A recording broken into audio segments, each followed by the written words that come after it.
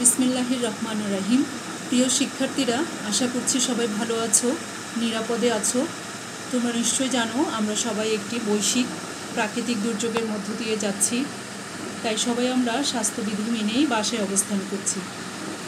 কিন্তু বাসায় অবস্থান করলেও আমাদের কিছু কর্তব্য কাজ থেকে আমরা বিরত থাকতে পারছি না।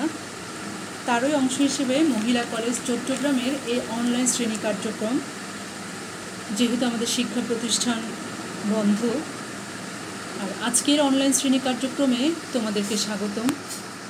আজকে আমরা অনার্স তৃতীয় বর্ষের ক্লাসিক্যাল সোশিওলজিক্যাল থিওরির হার্বার্ট স্পেন্সারের তত্ত্ব নিয়ে আলোচনা করব। তার আগে আমরা জানাতে চাই, আমরা গত মার্চ মাসে ক্লাসে পাঠদানের ক্ষেত্রে এই কোর্সটির অগাস্ট কোড ও মার্চের তত্ত্ব নিয়ে আমরা বেশ কিছু আলোচনা শেষ করেছি, আর তারই ধারাবাহিকতায় আজকে হার্বার্ট স্পেন্সারকে নিয়ে আমরা আলোচনা শুরু করব। তার আগে হার্বার্ট স্পেন্সারের যে কনসেপ্টগুলো আমরা আলোচনা করব এবং এই কনসেপ্টগুলো কোন রেফারেন্স বই থেকে তোমরা পড়তে পারো বা জানতে পারো, সেই রেফারেন্স বইয়ের ফ্রন্ট পেজ আমি তোমাদেরকে স্ক্রিনে দেখানোর চেষ্টা করছি। প্রথমেই লক্ষ্য করো, ধ্রুপদী সমাজতাত্ত্বিক তত্ত্ব অর্থাৎ ক্লাসিক্যাল সোশিওলজিক্যাল থিওরি এবং রাইটার অথবা লেখকের নাম হিসেবে যারা আছেন ডক্টর সেলিনা আহমেদকে দেখছো এবং ডক্টর খম রেজাউল করিম। পরবর্তীতে দ্বিতীয় যে বইটা রয়েছে সমাজবিজ্ঞানের ধ্রুপদী ও আধুনিক তত্ত্ব, কিন্তু তোমাদের আধুনিক তত্ত্বটা দেখতে হবে না, তোমরা শুধু ধ্রুপদী তত্ত্ব দেখলেই চলবে। এবং রাইটারের নাম হিসেবে নিচে 3 জন রাইটারের নাম দেওয়া আছে, তোমরা একটু ভালো করে রেফারেন্স বই দুটোর ফ্রন্ট পেজ দেখে নিতে পারো যদি কালেকশন করতে পারো। এছাড়া আজকে আমরা হার্বার্ট স্পেন্সারের যে বিষয়গুলো নিয়ে আলোচনা করব বা করা হবে তা এক নজরে উপস্থাপিত করার চেষ্টা করছি। তোমরা খেয়াল করো, আমরা লেকচার শিট আকারে দেখানোর চেষ্টা করছি এবং সাথে এগুলোর ব্যাখ্যাও করা হবে। প্রথমে দেখো, আমরা যে কনসেপ্টগুলো আলোচনা করব ধারাবাহিকভাবে সেগুলোই তুলে ধরার চেষ্টা করেছি। জীবন ও কর্ম, উল্লেখযোগ্য রচনাবলী, গবেষণার একক, হার্বার্ট স্পেন্সারের জৈবিক সাদৃশ্য তত্ত্ব, হার্বার্ট স্পেন্সারের বিবর্তন তত্ত্ব, বিবর্তনের আলোকে বিভিন্ন সমাজ, যেটা হার্বার্ট স্পেন্সার দেখিয়েছেন, হার্বার্ট স্পেন্সারের রাষ্ট্রতত্ত্ব এবং সামাজিক ডারউইনবাদ। হার্বার্ট স্পেন্সারকেও সামাজিক ডারউইনবাদ হিসেবে খ্যাত করা হয়েছে। তারপরে আমরা শুরুতেই জীবনকর্মের আলোচনা করতে গিয়ে আমরা যে জিনিসটি আলোচনায় রাখবো সেটা খেয়াল করো। এখন যে লেকচার শিটটা দেখতে পাচ্ছ, ওখানে জীবন ও কর্ম শিরোনামে হার্বার্ট স্পেন্সারের জন্ম, মৃত্যু এবং তার শিক্ষা জীবন, কর্মজীবন সম্পর্কে বর্ণনা করা হবে। শুরুতেই আমরা বলতে চাই, হার্বার্ট স্পেন্সারকে ইংরেজ সমাজবিজ্ঞানের জনক বলে আখ্যায়িত করা হয় এবং তাকে ভিক্টোরিয়া যুগের ইংল্যান্ডের অ্যারিস্টটল হিসেবেও আমরা আখ্যায়িত হিসেবে জানি। এবং 1820 সালের ইংল্যান্ডের ডার্বি শহরে জন্মগ্রহণ করেন তিনি এবং মৃত্যুবরণ করেন 1903 সালে। শিক্ষা জীবনের কথা যদি বলতে হয় তাহলে বলতে হবে, শারীরিক দুর্বলতার কারণে তিনি প্রাতিষ্ঠানিক শিক্ষা গ্রহণ করতে পারেননি, তবে তিনি বাড়িতে বসেই গৃহশিক্ষকের নিকট থেকে শিক্ষা লাভ করেন বা অর্জন করেন। তিনি বিশেষ করে গণিত ও প্রাকৃতিক বিজ্ঞানে অধিক পারদর্শী ছিলেন।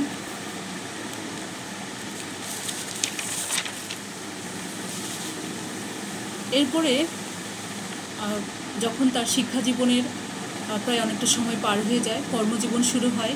তিনি মাত্র 17 বছর বয়সে ইংল্যান্ডে সিভিল ইঞ্জিনিয়ার হিসেবে রেলওয়ে ব্রিজ বিভাগে যোগ দেন। তার পাশাপাশি তিনি 1841 সালে নতুন একটি রেল লাইন স্থাপনের সময় কিছু ফসিলের সন্ধান পান, যা থেকে স্পেন্সার ভূতত্ত্বের প্রতি অর্থাৎ বিবর্তনের ধারণার প্রতি আগ্রহী হয়ে ওঠে এবং সে 1948 সালে ইংল্যান্ডের বিখ্যাত সাপ্তাহিক ইকোনমিস্ট পত্রিকার লেখালেখির পাশাপাশি সম্পাদক হিসেবে যোগদান করেন। পরবর্তীতে তিনি ইঞ্জিনিয়ারিং পেশা ছেড়ে সামাজিক বিজ্ঞানসমূহ নিয়ে গবেষণা লেখালেখি করার সিদ্ধান্ত নেন। এটা ছিল মোটামুটি হার্বার্ট স্পেন্সারের জীবন ও কর্ম সম্পর্কে কিছুটা সংক্ষিপ্ত ধারণা। এখন আমরা যে জিনিসটা দেখানোর চেষ্টা করব 3 নম্বর লেকচার শিটে, সেটা হচ্ছে হার্বার্ট স্পেন্সারের উল্লেখযোগ্য কিছু রচনাবলীর নাম। তোমরা দেখতে পাচ্ছ ক্রমিক সংখ্যা দিয়ে দেওয়া হয়েছে। প্রথমে আছে social statics, first principles, the principles of sociology, the study of sociology, the principles of psychology, the principles of biology, the man versus the state. এরপরে আমরা আলোচনার বিষয়বস্তু হিসেবে হার্বার্ট স্পেন্সারের গবেষণার একককে রেখেছি। হার্বার্ট স্পেন্সার তার প্রত্যেকটা গবেষণায় তিনি সমাজের ব্যক্তিকে প্রাধান্য দিয়েছিলেন। ব্যক্তিকে সামাজিক একক হিসেবে ধরেই তিনি সমাজের সকল গবেষণায় তিনি অংশ নিয়েছেন।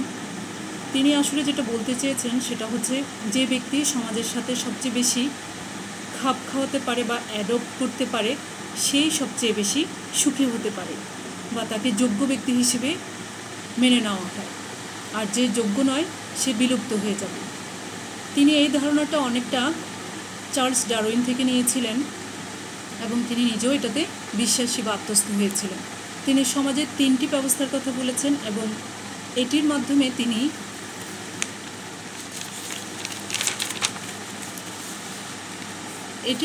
তিনি তোমরা খেয়াল করো, জৈবিক সাদৃশ্য কথাটা বোঝানোর চেষ্টা করেছিলেন। যেমন এক্সাম্পল, প্রথমে তিনি সমাজের ব্যবস্থা বলতে নিয়ন্ত্রিত ব্যবস্থা, এই নিয়ন্ত্রণ ব্যবস্থায় কারা থাকবে? সরকার এবং সামরিক বাহিনী। বন্টন ব্যবস্থা, সমাজের এই বন্টন ব্যবস্থায় কী জিনিসটা থাকবে? বাণিজ্য, যোগাযোগ। এবং টেকসই ব্যবস্থা, টেকসই ব্যবস্থায় টেকসই ব্যবস্থা বলতে কোনো জিনিসকে ধরে রাখার ক্ষমতা, স্থায়িত্ব, এবং সমাজের সে স্থায়িত্ব রাখবে অর্থনীতি। এই 3টি ব্যবস্থা জীবদেহের নিয়ন্ত্রণ, চক্রাকার এবং পুষ্টির সাথে সাদৃশ্যপূর্ণ বলে স্পেন্সার উল্লেখ করেছেন। এই 3টি ব্যবস্থা হচ্ছে সমাজদেহের এবং জীবদেহের নিয়ন্ত্রণ ব্যবস্থা। আমরা যেমন বলি নিয়ন্ত্রণ ব্যবস্থা মস্তিষ্ককে আমরা বলে থাকি, চক্রাকার ব্যবস্থা হচ্ছে রক্ত সঞ্চালন প্রক্রিয়া, এবং পুষ্টির সাথে জীবদেহের যে খাদ্য গ্রহণ প্রক্রিয়া বা প্রসেস, এটার মধ্য দিয়ে জীবদেহে পুষ্টির সঞ্চালন হয়। এই বিষয়গুলো জীবদেহের সাথে সাদৃশ্যপূর্ণ এবং সমাজদেহের সাথে তো আমরা উপরে উল্লেখ করলাম নিয়ন্ত্রিত ব্যবস্থা, বন্টন ব্যবস্থা এবং টেকসই ব্যবস্থা। এরপরে আমরা ধারাবাহিকভাবে যেটা বলতে চাচ্ছি, হার্বার্ট স্পেন্সারের পদ্ধতি। তিনি পদ্ধতি বোঝাতে গিয়ে তিনি কয় ধরনের পদ্ধতির কথা তুলে ধরেছিলেন। হার্বার্ট স্পেন্সারের রচনায় প্রধানত 5টি পদ্ধতির ব্যবহার লক্ষ্য করা যায়। তোমরা খেয়াল করো, এই পদ্ধতির ভেতরে প্রথমে লক্ষ্য করো আরোহ পদ্ধতি, ইন্ডাকটিভ মেথড বলা হয় ইংরেজিতে। আরোহ পদ্ধতি হচ্ছে আসলে যে পদ্ধতির মধ্য দিয়ে তোমার সামান্য পরিবর্তনের ফলে কিভাবে সামগ্রিক পরিবর্তন ঘটে, মানে অল্প পরিবর্তনটা কিভাবে সমাজের বিশাল পরিবর্তনের ঘটায় বা কারণ হিসেবে দাঁড় করায়, তিনি সেটাকে দেখাতে গিয়ে আরোহ পদ্ধতি ব্যবহার করেছে, মানে ছোট থেকে বড়। তারপর অবরোহ পদ্ধতি ডিডাকটিভ মেথড বলা হয়, এবং এই অবরোহ পদ্ধতি হচ্ছে সমাজের সামগ্রিক পরিবর্তন কিভাবে সমাজের ক্ষুদ্র ক্ষুদ্র অংশে পরিবর্তন আনে। যেমন সামগ্রিক পরিবর্তন বলতে আমরা বলতে পারি বর্তমানে সবচেয়ে এক্সাম্পল আমরা বলতে পারি যে বর্তমানে যে বৈশ্বিক প্রাকৃতিক দুর্যোগ করোনা ভাইরাসের সময়কাল চলছে, করোনা ভাইরাসের কারণে আমাদের যে সামগ্রিক পরিবর্তন, আমাদের পুরো সমাজ ব্যবস্থা স্থবির হয়ে পড়েছে।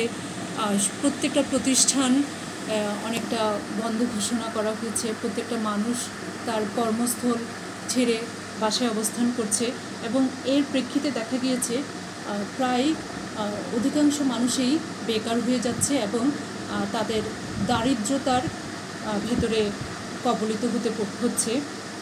তো এক্ষেত্রে এই জিনিসটাকে অবরোহ পদ্ধতি দিয়ে ব্যাখ্যা করা যেতে পারে যে সামগ্রিক বিবর্তন বা পরিবর্তনের ফলে সমাজের ক্ষুদ্র পরিবর্তন কীভাবে আসে। তারপরে লক্ষ্য করো ঐতিহাসিক পদ্ধতি, হিস্টোরিক্যাল মেথড বলা হয়। ঐতিহাসিক পদ্ধতি হচ্ছে অতীতের কোনো বিষয়কে যুক্তি দিয়ে বুঝিয়ে তার মাধ্যমে বর্তমানকে বোঝা। বর্তমানকে বোঝার জন্য অতীতের কিছু এক্সাম্পল তুলে ধরা যখন হয় এবং কোনো ঘটনার সত্যতা যাচাই করা হয়, অতীতের কোনো ঘটনার মধ্য দিয়ে বর্তমানের কোনো ঘটনার সত্যতা যাচাই হবে অতীতের ঘটনার মধ্য দিয়ে, সেটাই কিন্তু আমরা ঐতিহাসিক পদ্ধতি হিসেবে বলতে পারি। এবং হার্বার্ট স্পেন্সারও এই ঐতিহাসিক পদ্ধতি দেখানোর চেষ্টা করেছিল।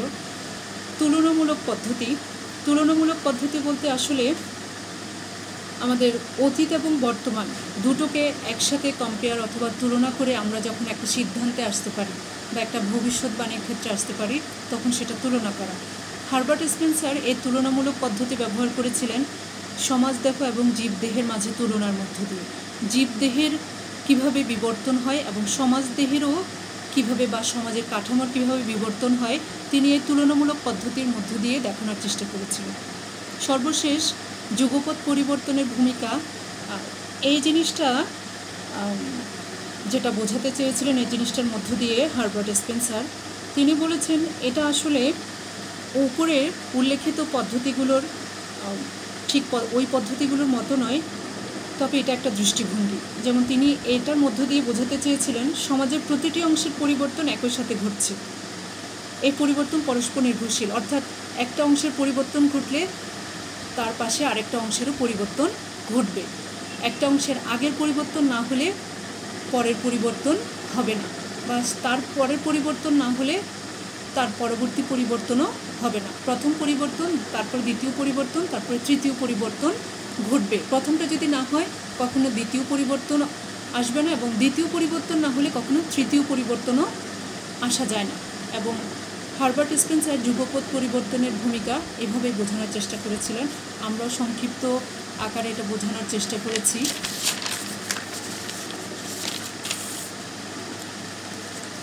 এরপরে আমরা ধারাবাহিকতায় হারবার্ট স্পেন্সারের কনসেপ্ট ধারাবাহিকতার আলোকে আমরা স্পেন্সারের জৈবিক সাদৃশ্য তত্ত্ব আলোচনার অবকাশ নিচ্ছি। যেমন এটাকে ইংরেজিতে বলা হয়, তোমরা দেখতে পাচ্ছ একটু মার্কার করা আছে, থিওরি অফ অর্গানিক অ্যানালজি, জৈবিক সাদৃশ্যকে বোঝাচ্ছে। স্পেন্সারের বিবর্তনবাদী তত্ত্বের মূল ভিত্তি হিসেবে জৈবিক সাদৃশ্যের তত্ত্বের পরোক্ষ অবদান রয়েছে। তার মতে সমাজে ক্রমবিবর্তন সর্বত্র দেখা যায়। মূলত হারবার্ট স্পেন্সার হলেন জৈবিক মতবাদের প্রধান প্রবক্তা। তিনি প্রথম জীবদেহের বিবর্তনের কথা খুব চমৎকারভাবে তুলে ধরার চেষ্টা করেছিলেন। যেমন তিনি বলেছিলেন সমাজের সাথে জীবদেহের যথেষ্ট সাদৃশ্য রয়েছে যা তুলনা করা যায়, তবে তাদের মধ্যে কিছু বৈসাদৃশ্যও লক্ষ্য করা যায়, এবং এই যে সাদৃশ্য এবং বৈসাদৃশ্যের বিষয়গুলো দেখানোর চেষ্টা করা হয়েছে, এবং এই চেষ্টাটাই প্রথম করেছিল হারবার্ট স্পেন্সার, এবং সেজন্যই তাকে জৈবিক মতবাদের প্রধান প্রবক্তা বলা হয়। তাহলে দেখা যাক সমাজের সাথে জীবদেহের সাদৃশ্য কীভাবে তিনি দেখানোর চেষ্টা করেছেন। প্রথমেই তোমরা লক্ষ্য করো সাদৃশ্য মার্কার করা আছে, এখান থেকে সাদৃশ্য আমরা দেখানোর চেষ্টা করছি উভয়ের মধ্যে। তার মানে সমাজদেহের মধ্যে এবং জীবদেহের মধ্যে তিনটি জিনিস রয়েছে। প্রথমে বেঁচে থাকা, বন্টন করা, নিয়ন্ত্রণ ব্যবস্থা। এখন জীবদেহে বেঁচে থাকা হলো পুষ্টি, সমাজদেহে বেঁচে থাকা হলো উৎপাদন। জীবদেহে বন্টন হচ্ছে রক্ত সঞ্চালন, সমাজদেহে বন্টন হচ্ছে শিল্পকেন্দ্রিক ব্যবস্থা। এর পরবর্তীতে তোমরা খেয়াল করো জীবদেহে নিয়ন্ত্রণ ব্যবস্থা হলো মস্তিষ্ক, আর সমাজদেহে নিয়ন্ত্রণ ব্যবস্থা হলো সরকার কেন্দ্রিক একটি ব্যবস্থা। কারণ সমাজদেহকে নিয়ন্ত্রণ করবে শুধুমাত্র সরকার, আর জীবদেহকে নিয়ন্ত্রণ করবে মস্তিষ্ক। তোমার শরীরের প্রত্যেকটা অর্গানকে নিয়ন্ত্রণ করে থাকে একমাত্র মস্তিষ্ক। তুমি কোথাও যদি হোঁচট খেয়ে ব্যথা পাও, সেটা যে কোনো অর্গান পেয়ে থাকো, এক্সটার্নাল কোনো জায়গায় ব্যথা পেলে এবং ইন্টারনাল কোনো ব্যথা পেলেও সেটা প্রথমেই তোমাকে সেটা তো নিয়ন্ত্রণ করবে বা তোমাকে নির্দেশ পাঠাবে তোমার মস্তিষ্ক। তোমার মস্তিষ্ক যদি তোমাকে অনুভূতি না পাঠায় তুমি ব্যথা পেয়েছো সেটা কখনোই বুঝতে পারবে না। যেমন তোমার কখনো হাত কেটে যায় কিন্তু তুমি বুঝতে পারো না, পরে সেটা অনুভূতি হয়, কিন্তু কিভাবে তোমার হাতটা কেটে গেল তুমি সেটা প্রথমে বুঝতে পারলে না, অনেকক্ষণ পরে টের পেয়েছো যখন সেটা একটু তোমাকে বোধ দিচ্ছে, এবং সেই বোধ শক্তিটা এসেছে কিন্তু মস্তিষ্ক থেকে, এবং এটাই হচ্ছে জীবদেহের নিয়ন্ত্রণ ব্যবস্থা। সে তোমার পুরো বিষয়টাকে নিয়ন্ত্রণ করছে। এরপরে চলে আসো 3 নাম্বার, জীবদেহের যেমন উদ্ভব, বিকাশ, জন্ম, মৃত্যু ঘটে, তেমনিভাবে সমাজেরও সূচনা, পরিকল্পনা ও বিলুপ্তি ঘটে। তোমার জীবদেহের উদ্ভব হবে, বিকাশ হবে, জন্ম ও মৃত্যু। যেমন তোমার একজন মানুষ প্রথমে মাতৃগর্ভে ভ্রূণ থাকে, তারপরে সেই ভ্রূণ ধীরে ধীরে মাতৃগর্ভে তোমার একটা আকার ধারণ করে এবং সে পৃথিবীতে ভূমিষ্ঠ হয়। ভূমিষ্ঠ হওয়ার পরে সে ধীরে ধীরে বেড়ে ওঠে, এবং এই ধীরে ধীরে বেড়ে ওঠাটাই হচ্ছে বিবর্তন প্রক্রিয়া, এবং এটা বিকশিত হচ্ছে একজন মানুষের দেহ। শিশু অবস্থায় তার দেহের আকার যেরকম থাকে, ধীরে ধীরে যখন সে বড় হচ্ছে তখন কিন্তু একই রকম থাকে না। আবার যখন পরিণত বয়সে চলে আসে তখন কিন্তু সে তার দেহের আকার আর বৃদ্ধি পাবে না, তার বুদ্ধিমত্তারও আর বিকাশ হবে না। তখন কিন্তু সেগুলো ধীরে ধীরে আবার ক্ষয় হয়ে যাবে, ধ্বংস হয়ে যাবে এবং একটা সময় ধীরে ধীরে নিস্তেজ হয়ে যাবে এবং সেই জীবদেহের মৃত্যু ঘটবে এবং সেটাই হচ্ছে শেষ পরিণতি। ঠিক তেমনিভাবে সমাজেরও সূচনা হয়। আমাদের এই পৃথিবীতে অনেক সমাজেরই উত্থান হয়েছে এবং একটা সমাজ তৈরি হওয়ার পেছনে অনেক মানুষের ভূমিকা ছিল, সমাজ বিকশিত হয়েছে, অনেক মানুষ পরিকল্পনা করেছে এবং কখনো কখনো আমরা দেখেছি সেই সমাজে বিলুপ্তি ঘটেছে। যেমন অটোমান সাম্রাজ্যের কথা বলা যায়, যে সাম্রাজ্যের শাসন করেছিল তুর্কিরা, বহু বছর তারা শাসন করেছে, কিন্তু সেই ক্ষমতাধর অটোমান সাম্রাজ্য একসময় ধ্বংস হয়েছে, আমরা ইতিহাস থেকে জানতে পারি।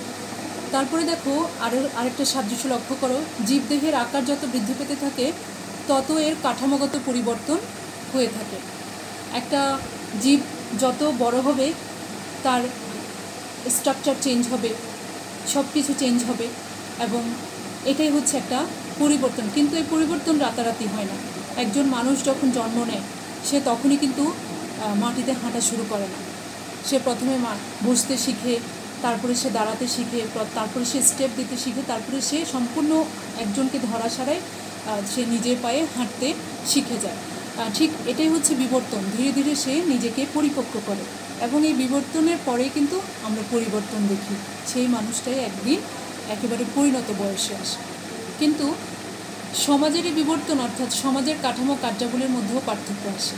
যেমন পার্থক্য জীবদেহের, তেমনি পার্থক্য সমাজের কাঠামো কার্যাবলীর মধ্যেও থাকে। কারণ সমাজের সকল কাঠামো একই রকম না। যেমন চিকিৎসা ব্যবস্থা একরকম, শিক্ষা ব্যবস্থা একরকম থাকবে, আমাদের ব্যবসা বাণিজ্যের ব্যবস্থা একরকম, যোগাযোগ ব্যবস্থা একরকম।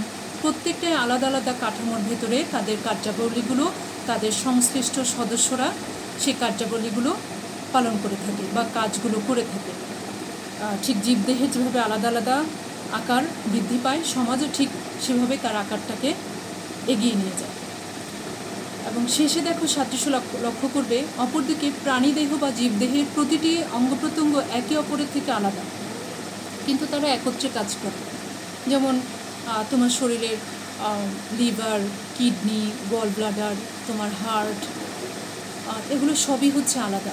কিডনির সাথে লিভারের কোনো দেখতে একরকম হবে না, কার্যাবলীও এক নয়। কিডনির কাজ একরকম, লিভারের কাজ একরকম, হার্টের কাজ একরকম, গল ব্লাডারের কাজ একরকম, তোমার শ্বাসনালীর কাজ আরেক রকম থাকবে। সবাই আলাদা আলাদা কাজ করছে, কিন্তু আলাদা কাজ করলেও তারা কিন্তু একত্রে কাজ করে। একত্রে কাজ করে তুমি যদি শ্বাস নিতে না পারো, তোমার অন্য অর্গান কিন্তু কাজ করবে না। বা তোমার শরীরের একটা কিডনি যদি ড্যামেজড হয়ে যায়, তোমার শরীরের অন্য অর্গানও কিন্তু ধীরে ধীরে তার কাজ থামিয়ে দেবে। কারণ ওই যে তারা একে অপরের উপর নির্ভরশীল। কিডনি ড্যামেজড হয়ে গেলে তোমার রক্ত সঞ্চালন প্রক্রিয়া থেমে যাবে, তোমার শরীরে পানি সরবরাহ, তুমি খুব এক্সটার্নাল পানি সরবরাহ দিতে পারবে না, কারণ ইন্টারনাল পানি সরবরাহ বেড়ে যায়। এবং কিডনি ড্যামেজড হয়ে গেলে তোমার শ্বাসনালীও তোমাকে শ্বাস নেওয়াতে খুব একটা সহায়তা করবে না। তাহলে দেখা যাচ্ছে তারা দেখতে আলাদা আলাদা হলেও একে অপরের থেকে কিন্তু তারা একত্রে কাজ করে থাকে। তেমনি সমাজের প্রত্যেক সদস্যের আলাদা আলাদা ব্যক্তিত্ব আছে এবং তারা সবাই যৌথভাবে একটি ব্যবস্থার মাধ্যমে কাজ করে। সবাই আলাদা ব্যক্তিত্ব, কিন্তু যখন তারা একটি ব্যবস্থার ভিতরে আসে তারা সবাই একসাথে কাজ করে। যদি আমরা শিক্ষা প্রতিষ্ঠানের এক্সাম্পল দিয়ে থাকি, একটা শিক্ষা প্রতিষ্ঠানে সভাপতি থাকবেন, অধ্যক্ষ থাকবেন, অধ্যক্ষর তত্ত্বাবধানে অনেক শিক্ষক মণ্ডলী থাকবেন, কর্মচারী থাকবেন, কর্মকর্তা থাকবেন, সবার ব্যক্তিত্ব আলাদা, কিন্তু তারা একটি ব্যবস্থার ভিতরেই কাজ করছে। শিক্ষা প্রতিষ্ঠানের ভেতরেই তারা কাজ করছে, একত্রে কাজ করছে। সবার ব্যক্তিত্ব আলাদা, কিন্তু তারা একত্রে কাজ করার চেষ্টা করছে। এবং হার্বার্ট স্পেন্সার এই বিষয়গুলোকেই বোঝানোর চেষ্টা করেছে। এরপরে লক্ষ্য করো বৈসাদৃশ্য।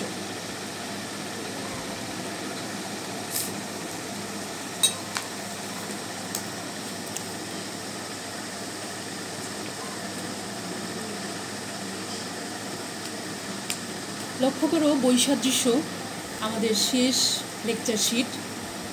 জীবদেহের আমরা এখন বৈসাদৃশ্য পার্থক্য আলোচনা করব। জীবদেহের অঙ্গ প্রত্যঙ্গগুলোর আলাদা কোনো অস্তিত্ব নেই। আলাদা কোনো অস্তিত্ব নেই, এদের সমন্বিত রূপই হলো প্রাণীদেহ বা জীবদেহ। যেমন যদি তোমার